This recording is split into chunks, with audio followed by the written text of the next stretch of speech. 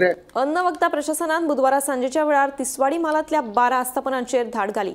सुमार 4 रेस्टॉरंटांक कुलूप लायले, जाल्यार गोवा वेल्ला आनी सांतिनेज वाठारांतल्या रस्त्याकुशीक आशिल्ल्या 3 च्याच्या हॉटेलांची पळोवणी करून 11,000चो दंड दिलो।